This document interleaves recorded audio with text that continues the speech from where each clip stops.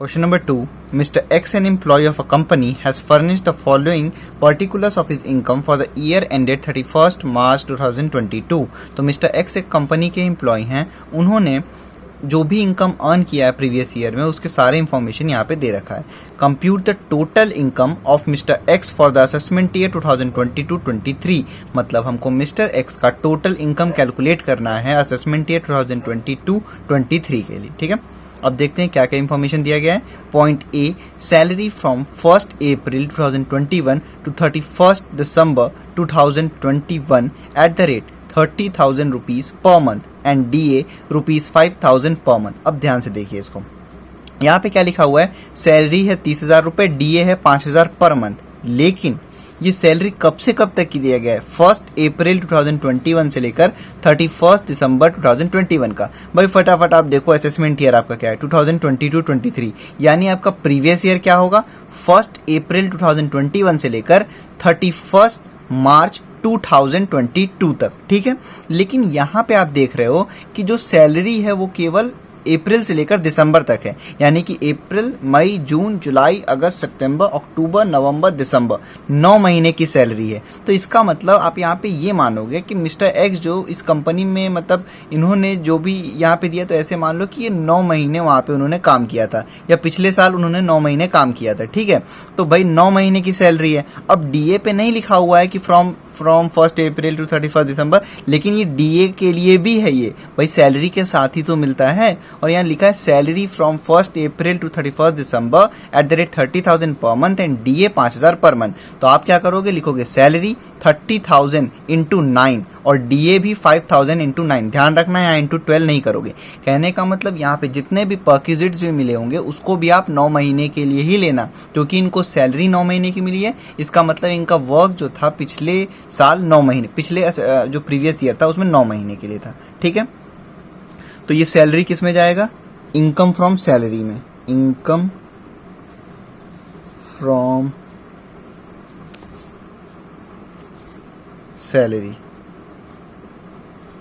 ठीक है, ये इनकम फ्रॉम सैलरी में जाएगा, A point. B point, entertainment allowance from 1st April 2021 to 31st December 2021 at the rate rupees 1,000 per month. भाई entertainment allowance perquisites है, ये भी जाएगा इनकम फ्रॉम सैलरी में. ठीक है, दूसरी चीज गवर्नमेंट एम्प्लॉय होते हैं तो उनका ऊपर ऐड तो करते हैं हम ग्रॉस सैलरी में, लेकिन उसके बाद फिर डिडक्शन भी मिलता है.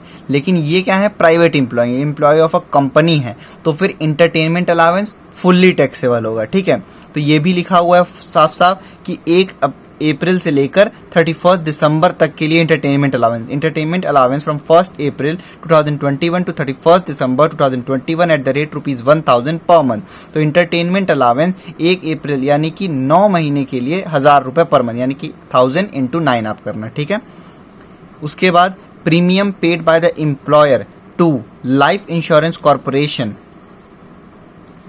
on a policy taken in 2020 for rupees 10,000 on his life and for his benefit rupees 600.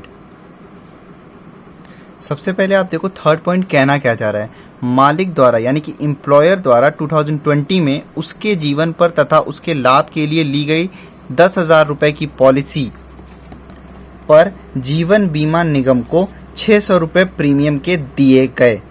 अब देखो आप थर्ड पॉइंट का मतलब क्या है. यहाँ पे इस थर्ड पॉइंट में ये कहना चाह रहा है कि मिस्टर एक्स जिस कंपनी में काम करते हैं उस कंपनी के जो एम्प्लॉयर हैं यानी कि ओनर हैं उस कंपनी के, उन्होंने मिस्टर एक्स के लाइफ पे पॉलिसी ले रखी है. मतलब कि मिस्टर एक्स के लाइफ के लिए पॉलिसी लिया है. उसमें कहने का मतलब कि पॉलिसी खरीदी है मिस्टर एक्स के एम्प्लॉयर ने, प्रीमियम भी पे करेंगे मिस्टर एक्स के एम्प्लॉयर यानी कि मिस्टर एक्स के कंपनी के मालिक. लेकिन उस प्रीमियम का फायदा किसके लिए है, मिस्टर एक्स के लिए. मतलब कि मिस्टर एक्स की लाइफ इंश्योरेंस पॉलिसी ली गई है इनके एम्प्लॉयर के द्वारा और प्रीमियम भी एम्प्लॉयर ही भर रहा होगा. अब आप सोच रहे हो कि एम्प्लॉयर क्यों लेगा, तो भाई देखो इसके बहुत से फायदे भी हैं. पहली बात तो एम्प्लॉय के बेसिस पे ये फायदे हैं कि एम्प्लॉय का जॉब सिक्योर लगता है, एम्प्लॉय को मोटिवेशन मिलता है कि भाई मेरे लिए बॉस ने लाइफ इंश्योरेंस पॉलिसी ली है. ठीक है, और एम्प्लॉयर को भी बहुत से फायदे होते हैं, जैसे कि वो जब अपना टोटल इनकम कैलकुलेट करेगा तो वहाँ पे इस प्रीमियम को जो कि इसने अपने एम्प्लॉय के लिए ले रखा है उसको एज अ बिजनेस एक्सपेंस दिखा सकता है। ठीक है, तो यहाँ पे हमको भाई उससे मतलब नहीं कि एम्प्लॉयर क्या दिखा सकता है क्या नहीं, यहाँ हम एम्प्लॉय का ही मतलब कि मिस्टर एक्स का ही कैलकुलेट कर रहे हैं। तो यहाँ सिंपल सी बात एक बार फिर से आप देख लो कि मिस्टर एक्स के जो एम्प्लॉयर हैं उन्होंने मिस्टर एक्स के लाइफ पे 10,000 रुपए की पॉलिसी ली है और ये जो लिखा है ना फॉर हिज बेनिफिट मतलब कि 600 रुपए प्रीमियम कट रहा है। ठीक है, तो अब देखो इसका दो ट्रीटमेंट होगा। एक तो वो जैसे आप 80C में करते थे वो तो होगा ही होगा, भले ही एम्प्लॉयर पे कर रहा है, लेकिन लाइफ इंश्योरेंस पॉलिसी तो मिस्टर एक्स की है ना, एसएससी की है ना, तो ये 80C में तो जाएगा ही जाएगा। लेकिन ये एक और जगह जाएगा, कहाँ पे? सैलरी में। क्यों? क्योंकि सैलरी में सारे के सारे परक्यूजिट्स भी हम दिखाते हैं। ठीक है, तो भाई जब ये लाइफ इंश्योरेंस पॉलिसी खरीदी एम्प्लॉयर ने, फायदा किसका हो रहा है? एम्प्लॉय का। तो एम्प्लॉय के लिए तो परक्यूजिट हुआ ना, तो भाई 600 रुपए आप लिख दोगे आपकी life insurance premium paid by employer ₹600। उसको आप जैसे कि सैलरी में आप सारी चीज सैलरी डीए लिखते हो ना, वैसे ही आप लिखोगे life insurance premium paid by employer. अब बात आती है 80C में क्या ट्रीटमेंट होगा इसका। तो भाई 80C में जैसे हम करते थे, 80C में लाइफ इंश्योरेंस पॉलिसी की जब बात होती है तो उसके 3 कंडीशन थी, मेनली 2 लेते हैं। एक तो डिसेबल की थी, 2 ये था कि एक जब 1 अप्रैल 2012 से पहले पॉलिसी ली गई है तब जो पॉलिसी है उसकी 20% तक का प्रीमियम डिडक्शन में आप दे सकते हो, और जब 1 अप्रैल 2012 को या 1 अप्रैल 2012 के बाद की अगर पॉलिसी ली गई है तो जितने का पॉलिसी है उसका केवल 10% तक का प्रीमियम का आप डिडक्शन ले सकते हो। तो भाई देखो 10,000 रुपीज का 10% यानी कि 1,000 रुपीज, 1,000 रुपए आया, और ये देखो प्रीमियम कितना है? 600 रुपए, तो यानी कि 400 रुपए कम ही है प्रीमियम। तो यहाँ पे ये 600 रुपए आप पूरा 80C में लिखोगे और लाइफ इंश्योरेंस पॉलिसी और मिस्टर एक्स बेनिफिट लिख के 600 उसमें लेस हो जाएगा। ठीक है, तो 10,000 का आपने 10% निकाला, 1,000 रुपए आया, और ये 600 रुपए उसके अंदर था, इसलिए 80C में ये अलाउ है। तो ये पॉइंट सैलरी में भी आएगा और डिडक्शन में 80C में भी आएगा।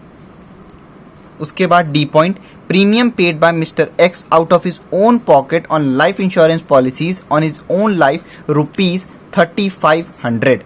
अब क्या आपने यहाँ पे प्रीमियम का कर दिया है तो अब क्या दोबारा कुछ नहीं हो सकता? भाई बिल्कुल हो सकता है। वहां एम्प्लॉयर ने लिया था, यहाँ पे मिस्टर एक्स मतलब वहां एम्प्लॉयर ने मिस्टर एक्स के लाइफ पे लिया था, यहाँ पे मिस्टर एक्स ने खुद अपने लाइफ पे लाइफ इंश्योरेंस पॉलिसी ले रखा है। Premium paid bye mister x out of his own pocket मतलब कि खुद से लाइफ इंश्योरेंस पॉलिसी पे, वो भी खुद के लाइफ पे। तो भाई जो भी ट्रीटमेंट होता है लाइफ इंश्योरेंस पॉलिसी खुद के लाइफ पे, पहली बात तो अलाउ है। ठीक है, तो अलाउ है तो ये 80C में आ गया। दूसरी चीज, अब कितने की पॉलिसी है उसके हिसाब से हम देखते हैं और कब ली गई है पॉलिसी। जैसे कि भाई 1 अप्रैल 2012 से पहले ली गई है कि अब 1 अप्रैल 2012 के बाद ली गई है, तो यहाँ पे डेट भी नहीं दे रखा है, पॉलिसी का प्राइस भी नहीं दे रखा है, तो आप मानोगे कि ये 3,500 यानी कि 3,500 रुपीज पूरा 80C में क्वालिफाई होगा। ठीक है, तो डी पॉइंट जाएगा आपका 80C में।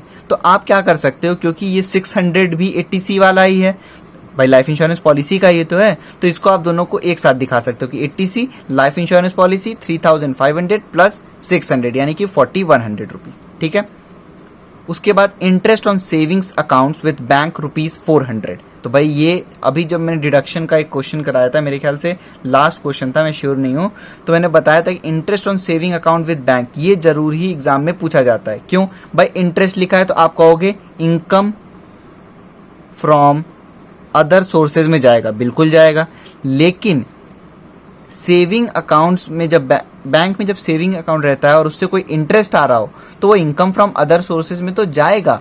उसके बाद डिडक्शन भी मिलता है सेक्शन 80TTA में। 80TTA में सीनियर सिटीजन जो नहीं होते हैं उनके लिए होता है, TTB सीनियर सिटीजन के लिए। तो यहाँ पे कुछ नहीं मेंशन है, मतलब कि हम मानेंगे सीनियर सिटीजन नहीं है। 80TTA का मैक्सिमम लिमिट है 10,000 रुपए, मतलब कि 10,000 रुपए तक का इंटरेस्ट का आप 80TTA में डिडक्शन ले सकते हो अगर सेविंग्स अकाउंट है बैंक में तो, और उससे इंटरेस्ट मिला है तो यहाँ पे 400 रुपए है, तो सबसे पहले आप 400 रुपए इनकम फ्रॉम अदर सोर्सेज में interest on savings account with bank लिख के दिखाओगे, और उसके बाद डिडक्शन के समय लेस 80TTA 400 रुपए। ठीक है, 80TTA ई पॉइंट। उसके बाद own house in his own town was occupied by his brother-in-law free of rent. The annual letting value of the house according to municipal valuation is ₹2,000 and municipal taxes for the year are ₹400। सबसे पहली बात, ये F वाला किस head में जाएगा? तो ये जाएगा इनकम फ्रॉम हाउस प्रॉपर्टी में, ठीक है। अब देखो आप यहाँ पे मिस्टर एक्स का एक घर है खुद के टाउन में, जहाँ पे भी इनका टाउन होगा, जहाँ पे ये रहते हैं, ठीक है। और उस जो इनका घर है जिसको मिस्टर एक्स ओन करते हैं, उस घर में उनके ब्रदर इन लॉ रह रहे हैं फ्री ऑफ रेंट। तो फ्री ऑफ रेंट रह रहे हैं उनके ब्रदर इन लॉ क्योंकि उनके रिलेटिव हैं, तो क्या आप बोलोगे कि वो सेल्फ ऑक्यूपाइड हो गए? नहीं, सेल्फ ऑक्यूपाइड सिर्फ तब होता है जब ओनर खुद अपने घर में रह रहा हो। यहाँ पे भले ही मिस्टर एक्स, क्योंकि उनके ब्रदर इन लॉ उनके रिलेटिव हैं, तो वो नहीं ले रहे हैं रेंट, वो ठीक है, वो मिस्टर एक्स नहीं ले रहे हैं, लेकिन लॉ के हिसाब से वो घर मानोगे आप रेंट पे, भले ही रेंट जीरो है। तो इसको आप सॉल्व करोगे तो सबसे पहली बात, दो होता है, एक house covered under rent control act, एक हाउस नॉट कवर्ड। तो यहाँ पे स्टैंडर्ड रेंट नहीं दिया हुआ है, इसका मतलब ये नॉट कवर्ड वाला है। तो आप सिंपल सी बात लिखोगे, municipal value, actual rent, fair rent. Municipal value कितना है? 2,000 रुपए घर का। एक्चुअल रेंट भाई नील, क्योंकि ब्रदर इन लॉ उनके रह रहे हैं और उनसे वो कोई भी किराया नहीं ले रहे हैं, तो आप लिखोगे एक्चुअल रेंट में नील। फेयर रेंट नहीं दे रखा है, तो यानी कि विच एवर इज ग्रेटर वही ग्रॉस एनुअल वैल्यू होता है। तो भाई 2,000 ही तो अकेले है, तो वही ग्रॉस एनुअल वैल्यू हो गया। उसमें से लेस करोगे आप तीन चीज, municipal taxes paid by owner, next vacancy और अनरियलाइज रेंट। वैकेंसी और अनरियलाइज रेंट नहीं था, आप सीधे सीधे लिखोगे म्युनिसिपल टैक्सेस, नहीं मेंशन है कुछ भी, तो आप मानोगे municipal taxes paid by owner ही हुआ है। तो आप लिखोगे म्युनिसिपल टैक्सेस पेड 400 रुपए, तो 2,000 में से 400 रुपीज आप लेस करोगे, ठीक है। तो ये आ जाएगा 1,600 रुपीज एनुअल वैल्यू। उसके बाद एनुअल वैल्यू में से तीन चीज लेस करते हैं, पहला 30% of annual value, next interest on previous year, और उसके बाद interest on construction period. Loan का अमाउंट या कुछ भी दे नहीं रखा है, मतलब इंटरेस्ट ऑन प्रीवियस ईयर नहीं निकलेगा। कंस्ट्रक्शन डेट ऑफ बोरोइंग कुछ भी नहीं दे रखा है, इसका मतलब कि इंटरेस्ट ऑन कंस्ट्रक्शन पीरियड भी नहीं निकलेगा। सीधे सीधे आप 30% ऑफ एनुअल वैल्यू लेस कर दोगे, आपका आ जाएगा इनकम फ्रॉम हाउस प्रॉपर्टी, ठीक है। उसके बाद the employer had provided him a small car both for his official use and private use for the above period. The maintenance expenses are met by the employer. भाई सबसे पहले ये किस head का है? सैलरी का है। तो इस भ्रम में आप बिल्कुल भी मत रहना कि अगर सैलरी का वहाँ और यहाँ हो गया तो अब नहीं आया बीच में, तो नीचे भी नहीं आ सकता, नीचे भी आ सकता है, ठीक है। दूसरी चीज यहाँ बोल रहा है कि मिस्टर एक्स के जो एम्प्लॉयर हैं उन्होंने मिस्टर एक्स को स्मॉल कार दे रखा है, बोथ यूज के लिए, ऑफिशियल यूज के लिए भी, प्राइवेट यूज के लिए भी, और maintenance expenses made by the employer. तो भाई देखो, जब भी एम्प्लॉयर अपने एम्प्लॉय को कार प्रोवाइड करता है फॉर बोथ यूज या फॉर सिंगल यूज, तो उसका एक अमाउंट फिक्स होता है, ठीक है, जो कि परचेज राइट्स में जोड़ा जाता है। तो भाई यहाँ पे ओन्ड बाय एम्प्लॉयर भी है और एक्सपेंसेस भी एम्प्लॉयर ही उठा रहा है, मतलब कि गाड़ी भी एम्प्लॉयर की है और खर्चे भी एम्प्लॉयर उठा रहा है। तो इस कंडीशन में स्मॉल कार का 1,800 रुपीज पर मंथ आप परचेज राइट्स में करके जोड़ते हो, जितने भी महीने के लिए नौकरी की। जैसे यहाँ पे अगर ये 12 महीने का इनको सैलरी होता तो आप 1,800 इंटू 12 करते हैं, लेकिन आप देख रहे हो सब चीज़ ही 9 महीने की ली गई है, इसका मतलब यहाँ पे 9 महीने का ही ट्रीटमेंट होगा। तो 1,800 इंटू 9 करोगे। अगर ड्राइवर भी मिलता तो 900 पर मंथ और ऐड करते। एक बार आप देख भी लो, देखो, car owned by employer and expenses by employer. तो उस कंडीशन में बिग कार अगर प्रोवाइड की गई है, और ये बात हो रही है, अभी बात हो रही है बोथ यूज की, यानी कि प्राइवेट यूज के लिए भी, ऑफिशियल यूज के लिए भी, ठीक है। बोथ यूज में दो तरीका होता है, एक कि गाड़ी एम्प्लॉयर ओन कर रहा है और एक्सपेंसेस भी एम्प्लॉयर, और एक गाड़ी एम्प्लॉयर की ही हो लेकिन एक्सपेंसेस एम्प्लॉय की। लेकिन यहाँ आप क्वेश्चन में जब पॉइंट पढ़े होगे तो आपने देखा कि ये गाड़ी भी एम्प्लॉयर ओन कर रहा है और खर्चे भी एम्प्लॉयर ही उठा रहा है, और बोथ यूज के लिए है, यानी कि प्राइवेट यूज भी, ऑफिशियल यूज भी। तो उस कंडीशन में बड़ी कार है तो 2,400 पर मंथ, और ड्राइवर मिला है तो 900 पर मंथ और ऐड करते हैं। तो यहाँ पे स्मॉल कार है, ड्राइवर नहीं मिला हुआ है, तो 1,800 रुपीज पर मंथ आप लिखोगे स्मॉल कार। कहाँ पे? जब आप सैलरी कैलकुलेट कर रहे होगे तो उसमें आप लिखोगे स्मॉल कार 1,800 रुपीज। और कितने महीने तक के लिए इन्होंने नौकरी की वहाँ पे, मतलब प्रीवियस ईयर में कितने महीने का रिकॉर्ड है? 9 महीने, तो लिखोगे 1,800 इंटू 9। अगर 12 महीने की सैलरी मिली होती, 12 महीने का काम किए होते, तो 1,800 इंटू 12, ठीक है। तो 1,800 इंटू 9 हमको यहाँ पे करना है, स्मॉल कार लिख के, और सैलरी में ऐड कर देंगे हम।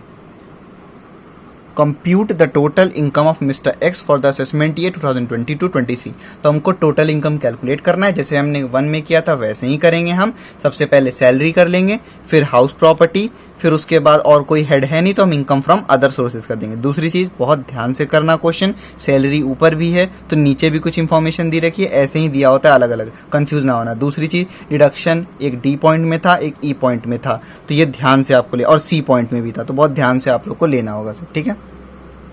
तो पहले जीटीआई आ जाएगा सारे हेड को ऐड करके, फिर डिडक्शन लेस करेंगे तब टोटल इनकम आएगा हमारा। सॉल्यूशन देखते हैं 2 का। सबसे पहले हम फॉर्मेट बनाएंगे, कंप्यूटेशन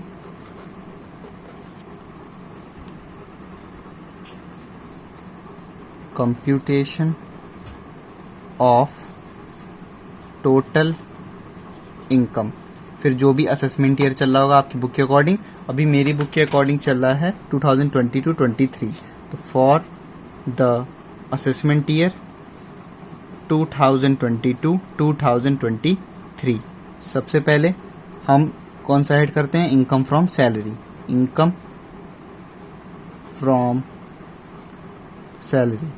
दूसरी चीज, अभी तक जैसे अगर हम सैलरी अकेले करते तो सीधे हम आउटर कॉलम में इंफॉर्मेशन लिखते हैं, लेकिन यहाँ पे आउटर कॉलम में जब इनकम फ्रॉम सैलरी का अमाउंट आएगा वो सीधे लिखेंगे, क्योंकि इनकम फ्रॉम सैलरी और भी सारे हेड का आता है वो हम सीधे आउटर कॉलम में लिखते हैं, तभी उसको ऐड करके जीटीआई आता है।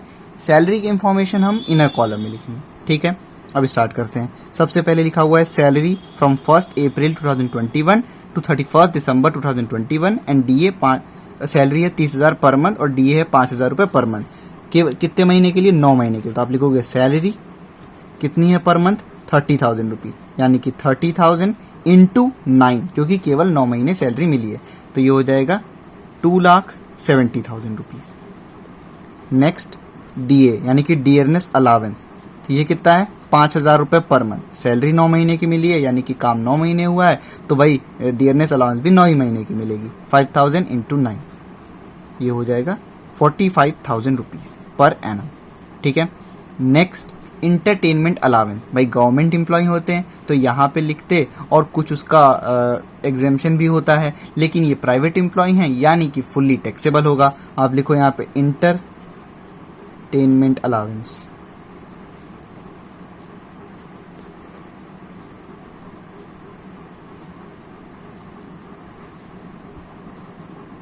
कितना है 1,000 रुपये पर मंथ, और 1 अप्रैल से 31 दिसंबर तक, यानी कि ये भी 9 महीने के लिए। 1,000 इंटू 9, ये हो गया 9,000 रुपीज। उसके बाद है premium paid by the employer to life insurance corporation, मतलब ये थर्ड पॉइंट ये कहता है कि एम्प्लॉयर ने, मतलब मिस्टर एक्स जिस कंपनी में काम कर रहे हैं उस कंपनी के ओनर ने मिस्टर एक्स की लाइफ इंश्योरेंस पॉलिसी करा दिया है, और उसका प्रीमियम भी पॉलिसी भी खरीदा है मिस्टर एक्स के एम्प्लॉयर ने, यानी कि कंपनी के ओनर ने, और प्रीमियम भी मिस्टर एक्स के एम्प्लॉयर ही भर रहे हैं। तो ऐसे में तो जब लाइफ इंश्योरेंस पॉलिसी खुद से अगर लिया जाता है तो उसका सीधे डिडक्शन में दिखाते हैं, लेकिन जब एम्प्लॉयर ने खरीदी है, जब एम्प्लॉय का उसमें पैसा ही नहीं लगा, तो एम्प्लॉय के लिए वो एक तरीके से परक्विजिट्स हो गई। तो इसका मतलब आप यहाँ पे लिखोगे life insurance premium paid by employer, life insurance premium paid by employer 600 rupees. तो क्वेश्चन समझाते वक्त मैंने बताया था इसका 2 ट्रीटमेंट होना है, तो एक तो हो गया कि सैलरी में आ गया, दूसरा जैसे हम लाइफ इंश्योरेंस पॉलिसी का जो ट्रीटमेंट करते हैं डिडक्शन में वो हम करेंगे। तो एक बार यहां आ गया 600 रुपीज, उसके बाद 80C में 600 रुपीज का डिडक्शन मिलेगा, ठीक है। उसके बाद फोर्थ पॉइंट, तो फोर्थ पॉइंट में है मिस्टर एक्स ने खुद के पॉकेट, अभी तो सी वाले में तो एम्प्लॉयर ने किया कराया था इनका लाइफ इंश्योरेंस पॉलिसी, डी वाले पॉइंट ने बताया कि मिस्टर एक्स ने खुद भी अपने पैसों से भी अपना लाइफ इंश्योरेंस पॉलिसी करा रखा है। तो भाई वो तो परक्विजिट्स नहीं हुआ, क्योंकि मिस्टर एक्स ने अपने पैसों से कराया है ना वो, तो उसका सीधे 80C में ट्रीटमेंट होगा। तो सी और डी पॉइंट 80C में हमको डिडक्शन में दिखाना है, तो पॉइंट मार्क कर लेना, आप ध्यान रखना उसको, ठीक है। ई point interest on savings accounts with bank, तो ये तो इनकम फ्रॉम अदर सोर्सेज का था और डिडक्शन का। एफ पॉइंट हाउस प्रॉपर्टी का है। जी पॉइंट भी सैलरी का है, देखा अब जी पॉइंट है लास्ट, तो अब ऐसे यहीं पे डी पे ही रुक मत जाना, आपको नीचे भी आया। तो जी पॉइंट में है small car provided by employer, अब स्मॉल कार प्रोवाइडेड है और हम ऐसे देखते हैं। सबसे पहले हम ऐसे देखते हैं कि भाई कार ओन कौन कर रहा है और एक्सपेंस कौन कर, तो car own by employer and expenses by भी एम्प्लॉयर है। तो इसमें 3 कंडीशन होती है, 2 कंडीशन होती है, बिग कार स्मॉल कार। तो बिग कार के लिए 2400 per month, small car provide है तो 1800 पर मंथ। यही चीज अगर क्या कहते हैं केवल एक यूज के लिए रहती तो उसका अलग ट्रीटमेंट था, अगर एक्सपेंसेस इंप्लॉय मीट कर रहा होता तो उसका अलग ट्रीटमेंट था। लेकिन यहाँ पे इसका स्पेसिफिक है। आप सैलरी का मैंने ऑलरेडी वीडियो बनाया हुआ है, अब उसका देख लेना एक बार अच्छे से, ठीक है। तो small car provided by employer है यानी कि 1800 पर मंथ, बोथ यूज के लिए है, एक्सपेंसेस भी एम्प्लॉयर प्रोवाइड कर रहा है। तो 1800 पर मंथ यानी कि हो गया 1800। अब क्या 12 महीने के लिए करोगे? नहीं भाई, जब सब चीज ही 9 महीने मिली है तो स्मॉल कार का भी आप यहाँ पे कैलकुलेशन केवल 9 ही महीने का करोगे। अगर ये सब 12 महीने का होता तो स्मॉल कार का भी आप 12 महीने करते, लेकिन ये भी 9 महीने का। तो ये हो जाएगा 16,200 रुपीज। उसके बाद और कुछ नहीं दे रखा है सैलरी से रिलेटेड, बस आप इतना ऐड करोगे। तो इसको आप ऐड करो कैलकुलेटर पे, तो ये आ गया आपका ये 2,70,000 प्लस 45,000 प्लस 9,000 प्लस 600 प्लस 16,200, ये आ गया 3,40,800 रुपीज़। तो अभी आप यहीं पे लिखोगे इसको 3,40,800 रुपीज़। ये इनकम फ्रॉम सैलरी नहीं है, ये अभी ग्रॉस सैलरी आया है, ग्रॉस सैलरी। इसमें से हम क्या लेस करते हैं? 3 चीज लेस करते हैं। सबसे पहले स्टैंडर्ड डिडक्शन जो कि कितना फिक्स है 50,000 रुपये। उसके बाद इंटरटेनमेंट अलावेंस का कुछ पोर्शन, अगर वो गवर्नमेंट एम्प्लॉय है तो ये गवर्नमेंट एम्प्लॉय नहीं है यानी कि डिडक्शन नहीं मिलेगा। तीसरी चीज एम्प्लॉयमेंट या फिर प्रोफेशनल टैक्स, वो नहीं है तो स्टैंडर्ड डिडक्शन 50,000 रुपये। तो आप इस 50,000 को बस यही चीज़ है तो इसको सीधे सीधे बाहर लिख दो यहाँ पे और लेस कर दो। अब जो आएगा अमाउंट उसको आप लिखोगे यहाँ पे क्योंकि वो इनकम फ्रॉम सैलरी का आ जाएगा। तो 3,40,800 माइनस 50,000 रुपीज़, ये आ गया 2,90,800, 2,90,800 रुपीज़। ये क्या आ गया? Income from salary.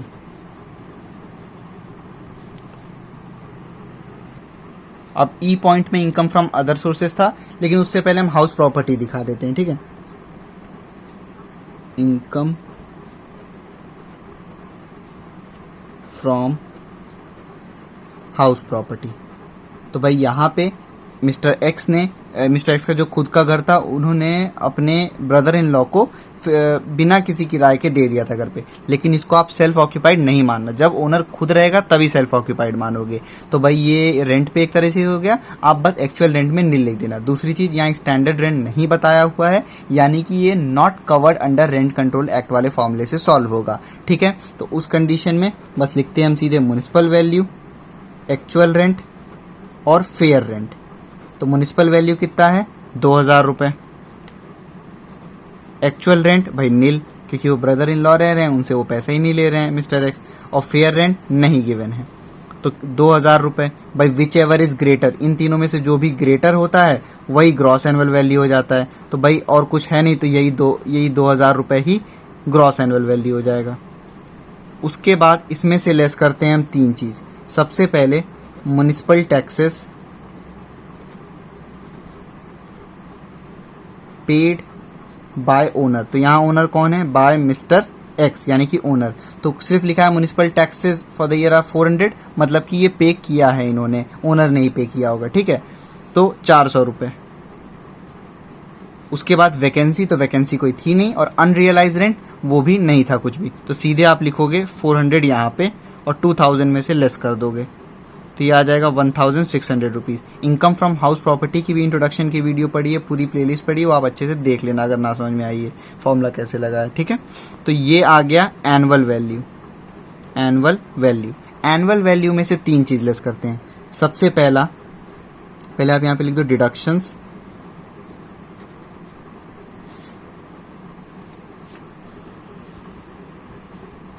Under section 24। सबसे पहला 30% ऑफ एनुअल वैल्यू। तो एनुअल वैल्यू कितना है 1,600 रुपीज़। तो लिखो यहाँ पे 30% ऑफ 1600। तो 1600 रुपीज़ का 30% कितना आ गया, 480 रुपीज़। उसके बाद इंटरेस्ट ऑन प्रीवियस ईयर, तो लोन से रिलेटेड कुछ है नहीं तो इंटरेस्ट ऑन प्रीवियस ईयर निकलेगा नहीं। फिर उसके बाद इंटरेस्ट ऑन कंस्ट्रक्शन पीरियड, तो कंस्ट्रक्शन का ना ही कोई डेट का इंफॉर्मेशन, ना ही date of borrowing of loan का इंफॉर्मेशन, तो वो भी नहीं निकलेगा। तो बस यही 480 आप सीधे लेस कर दोगे 1600 में से, 480 आप लेस करोगे। अब जो अमाउंट आएगा वो आप बाहर लिखोगे क्योंकि वो इनकम फ्रॉम हाउस प्रॉपर्टी आ जाएगा। तो 1600 माइनस 480 ये आ गया 1120, यानी कि 1120 रुपीज़। ये क्या है, income from house property. Next, capital gains दे नहीं रखा है, पीजीबीपी दे नहीं रखा है, तो इनकम फ्रॉम अदर सोर्सेज यानी कि ई पॉइंट। फिर income from other sources,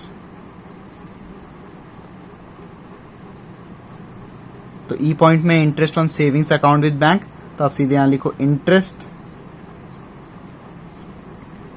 on savings account. कोई भी इंटरेस्ट होता है तो इनकम फ्रॉम अदर सोर्सेज में आता है। कितना है, 400 रुपये। और कोई भी इंफॉर्मेशन और कोई भी इनकम फ्रॉम अदर सोर्सेज का अमाउंट तो नहीं दे रखा है, तो ये 400 रुपये आप सीधे आउटर कॉलम में लिख दोगे।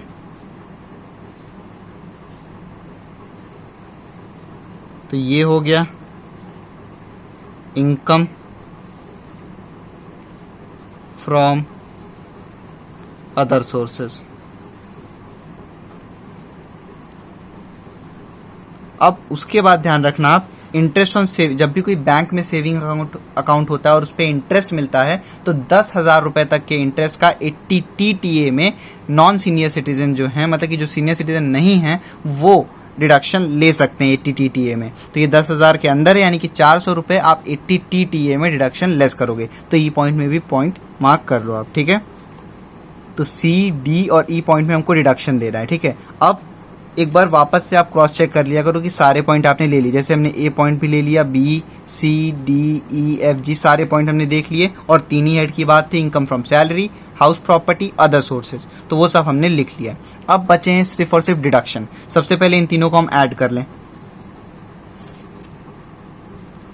तो सबसे पहले इनकम फ्रॉम, अब जीटीआई होता है, इनकम फ्रॉम सैलरी कितना है, 2,90,800 रुपीज़। उसमें हाउस प्रॉपर्टी का अमाउंट कितना है, 1,120 रुपीज़।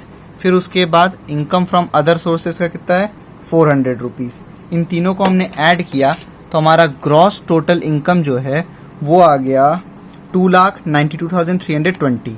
तो इसको, इस पेज में अब मेरी जगह नहीं है तो मैं नेक्स्ट पेज पे लिख रहा हूँ। अब यहाँ पे आप लिखोगे GTI यानी कि ग्रॉस टोटल इनकम कितना, 2,92,320 रुपीज़। ये हो गया GTI ग्रॉस टोटल इनकम। फिर अब GTI में से हम लेस करते हैं deductions under section 80C to 80U।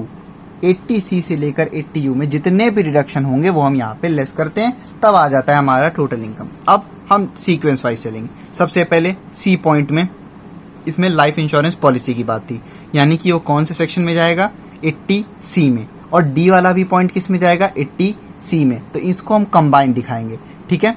सबसे पहले आप यहाँ डाल दो deductions under section 80C।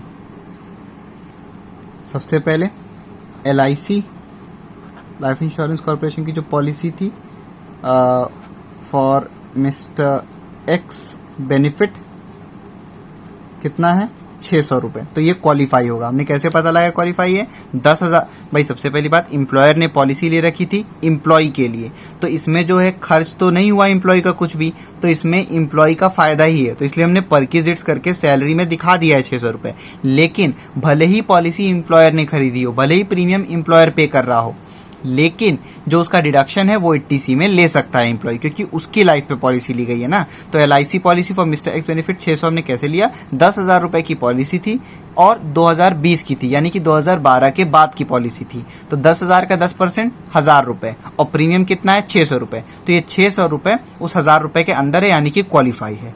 Next D point में था कि मिस्टर एक्स ने खुद के पैसों से अपने ऊपर लाइफ इंश्योरेंस पॉलिसी, अपने ऊपर एक लाइफ इंश्योरेंस पॉलिसी खरीदी हुई है 3,500 रुपए की। ठीक है, तो इसमें ना ही पॉलिसी का अमाउंट दिया है, ना ही डेट दिया है, तो हम मानेंगे 3,500 रुपीज फुली क्वालिफाई है। तो LIC policy on own life, ठीक है, कितना है 3,500 रुपीज। तो इन दोनों को आप ऐड करो, ये हो गया 4,100 रुपीज, 4,100 रुपीज। ये 80C में डिडक्शन इतना आ गया। ठीक है, नेक्स्ट अब 80C का और कोई डिडक्शन है नहीं, 80CCC भी नहीं है, 80CCD सबसेक्शन 1 भी नहीं है, यानी कि 80C का अकेले का कंबाइन कितना हो गया फिर 1.5 लाख रुपए। ऐसे भी 80C, 80CCC, 80CCD सबसेक्शन 1 इन तीनों का मिला के भी 1.5 लाख होता है। तो भाई 1.5 लाख के अंदर ही है ये 4,100, यानी कि 80C में क्वालिफाई होगा। ठीक, नेक्स्ट डिडक्शंस। अब कौन सा सेक्शन है, तो भाई देखिए होगा आप ई वाला पॉइंट, उसको आपने इनकम फ्रॉम अदर सोर्सेज में तो दिखा दिया, लेकिन जब सेविंग्स अकाउंट पे इंटरेस्ट मिलता है तो फिर वो उसका डिडक्शन, और अगर वो SSC सीनियर सिटीजन नहीं है तो 80 TTA में डिडक्शन मिलेगा, सीनियर सिटीजन है तो 80 TTB में। तो यहाँ सीनियर सिटीजन नहीं है तो 80 TTA में डिडक्शन मिलेगा। और कितने का डिडक्शन मिलेगा भाई, 10,000 रुपए तक के इंटरेस्ट का डिडक्शन मिलता है। तो यहाँ 400 रुपए यानी कि फुल क्वालिफाई। तो आप लिखोगे इंटरेस्ट ऑन सेविंग्स अकाउंट कितना है 400 रुपए। और कोई भी डिडक्शन है पूरे क्वेश्चन में नहीं है, फिर से आप चेक कर लेना। पॉइंट C में था, ले लिया हमने, पॉइंट D में था, ले लिया, और E में भी था, वो भी ले लिया, और कोई भी डिडक्शन नहीं है। तो इन दोनों को आप ऐड करो, 4,100 प्लस 400, ये हो गया 4,500 रुपीज। इसको आप आउटर कॉलम में लिखो, और इसको अब हम लेस करेंगे GTI यानी कि ग्रॉस टोटल इनकम में से। तो 2,92,320 में से हम माइनस करेंगे 4,500 रुपीज, तो ये आ जाएगा 2,87,820, यानी कि ये हो जाएगा टोटल इनकम।